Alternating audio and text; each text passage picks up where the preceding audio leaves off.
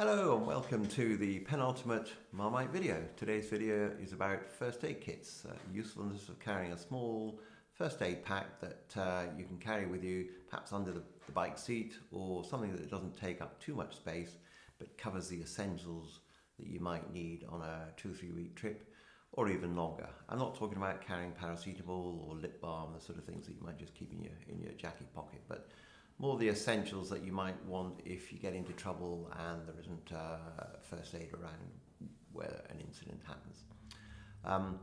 Now, one of the things I've learned over the years is that 2 or 3 things that can take up a lot of luggage space if you're not careful. One is your toolkit. We've covered that, trying to keep that to a minimum. And the other, of course, is a first aid kit. You can bulk these up with a lot of useful things, but things that you find you've never used when you've come back from your trip.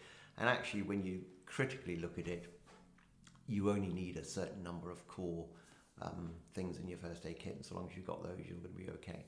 And the other thing is your trainers when you get your boots off. These 3 things, if you're not careful, can take up a lot of luggage space. So I try to keep these small and minimal as ever, to keep that luggage capacity down.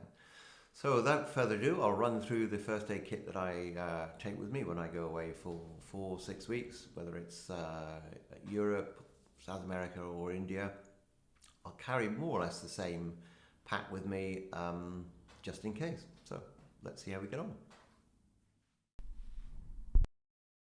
So here we have our first aid kit. It's a standard boots pack.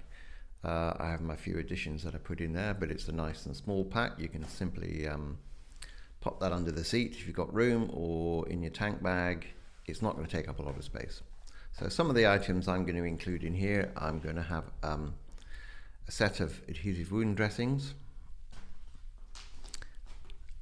I'm going to have a simple stretchy bandage. I'm going to have a couple of sterile wound dressings. I'm going to have some latex gloves, triangular bandage, putting your arm in a sling, little device for more foreign parts of the climb for pulling out ticks and various other creatures that leave bits of themselves inside your body parts, some large tweezers for pulling out anything that gets stuck in your fingers or your foot, some sterile water. Always have a little bit of that. You don't need much. I mean, sometimes you're going to carry some water in your pack and it's probably perfectly clean, but you may have some rehydration fluids in there, so it's going to be a bit sticky and not as clean as fresh water like this sterile stuff. Always carry a little eye bath. Ever so useful. It's amazing how often you can get bits of grit in your eye, especially if you're out in dusty climates, and you don't want that scratching your eye. So the quicker you can get it washed out, the better. These are really useful for that.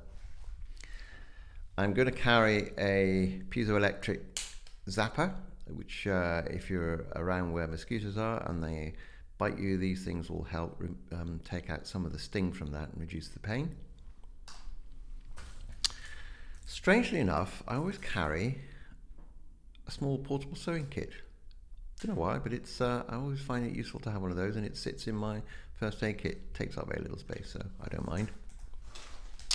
Another essential will be an emergency blanket. Again, they take up very little space, but you never know. There are those situations. You could be over in Portugal doing a bit of the Tet, you break down or something happens and you're stuck on a stretch in the middle of nowhere with no one about. That will keep you warm overnight until you get yourself sorted out. And one other thing I'm going to bring with me is super glue. Interestingly enough, most of the time the injuries you're going to get when you're out on your travels are going to be silly, stupid things like you've caught your finger in the clutch lever when you're tightening up the clutch cable, or you're replacing the clutch cable, or you get it nipped in the chain when you're doing some adjustments, or the spanner slips. Or maybe you're doing some gaffer tape and you've used your Stanley knife and really sliced your finger open. If you've got a really deep, wide cut, especially if it's on your fingers and you're trying to get your glove on and off, it's going to be a nightmare with a bit of tape around it. Super glue is brilliant. Stop the bleeding, hold the bits of cut together, slap some super glue on there. Absolutely brilliant. It'll seal it up absolutely perfectly, keeps the bugs out, keeps it safe. The wound will heal from inside outwards, so you don't have to worry about healing. And you can throw your gloves on and off, your boot on and off, whatever it is, and that will keep it absolutely like stitches. Brilliant stuff. And last and not least, I always carry a small length, not this one, this is a full length one, but I'll slice a bit off this. Cling film. Really useful if you've got a burn. You burn your hand or a bit of your leg or something on the exhaust, and there's nothing worse in a hot country than having a burn. So you get a few lengths of cling film, triple folded over the top of the wounds, put a bandage around it. That will keep the oxygen out, keep the pain down, and stop the chances of that wound getting infected. Very useful. As I say, it doesn't take up much space. It's just slots in the side there. So there we have it. There we have it. That's the essentials of the first aid kit. I'm just going to add a couple of things which you might find useful on your travels. If you're traveling around with 2 or 3 others, and someone happens to fall off and really injure themselves, and you're suspecting they may have a break on their arm or leg, it's a bit difficult sometimes splinting these things up. So if you make sure you carry 3 or 4 longish cable ties, you can always find some branches. You can even use your tire levers just to form a splint, and use the cable ties to wrap around that and hold it nice and fixed and rigid. And the other thing is, for those of you that are planning a trip which is going to be fairly sustained high altitude, make sure you carry some Diamox with you. It's really useful, particularly if you're doing a sustained 3-4 hours or longer at high altitude and you haven't been at altitude before, or you know that you do suffer mildly with it. Diamox is great. You can sometimes add, if you want, Viagra. I know that sounds a bit weird to some people, but a small amount of Viagra with Diamox works even better.